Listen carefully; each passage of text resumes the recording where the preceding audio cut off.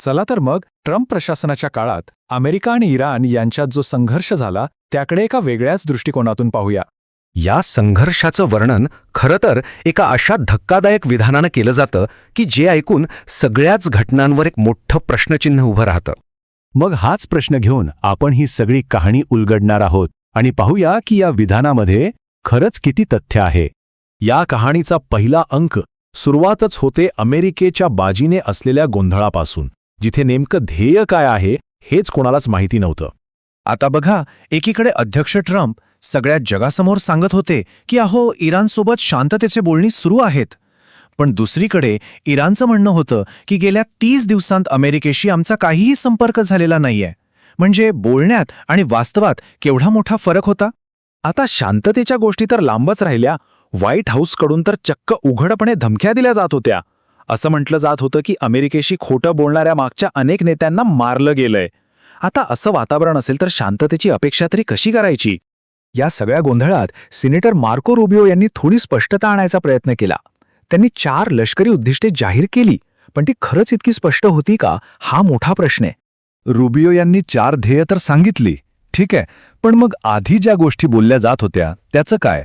म्हणजे इराणचं तेल, तिथं सत्तापालट करणं, अणुबॉम्ब रोखणं, या सगळ्या मुद्द्यांबद्दल कोणी काहीच बोलत नव्हतं.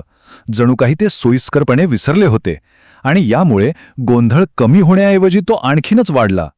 आता अमेरिकेच्या या गोंधळाला इराणने जे उत्तर दिलं ते मात्र अगदी ठरवून, नियोजनबद्ध आणि अचूक होतं. इराणचा हल्ला काही असासा नव्हता. त्यांनी अमेरिकेच्या अशा मालमत्तांना लक्ष्य केलं ज्यांना अमेरिकेच्या हवाई शक्तीचा अक्षरशः कणा मानला जातं. यात होतं E-3 सेंट्री विमान, जे म्हणजे आकाशातले डोळेच. मग होता KC-135 टँकर, म्हणजे हवेतला पेट्रोल पंपच समजा.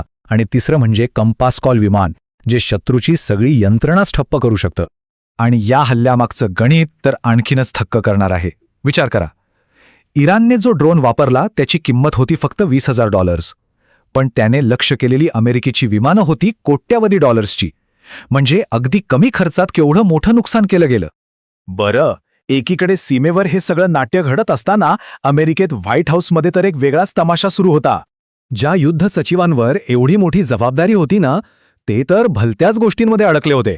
कधी वाईट फोटो काढले म्हणून फोटोग्राफर्सवर बंदी घालणं, तर कधी युद्धाच्या नावाखाली डिफेन्स कंपन्यांच्या शेअर्समधनं स्वतःचाच किस्सा भरल्याचे आरोप. ह्या सगळ्यामुळे सर्कस हा शब्द अगदी चपखल बसतो. पण या सगळ्यावर कळस म्हणजे अध्यक्ष ट्रम्प यांची एक कथित योजना.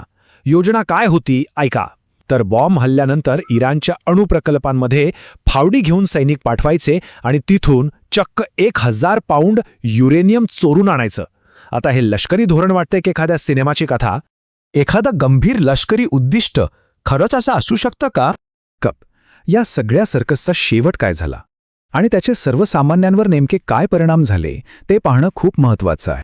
या संघर्षात 1 लाखापेक्षा जास्त नागरी ठिकाणांवर हल्ले झाल्याचं सांगितलं जातं. यात शाळा, कॉलेज, रुग्णालय सगळंच होतं. याची सगळ्यात मोठी आणि भयानक किंमत चुकवावी लागली ती तिथल्या सामान्य जनतेला.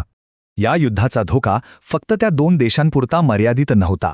जर हे असंच चालू राहिलं असतं तर कच्च्या तेलाची किंमत प्रति बॅरल $200 पोचली असती.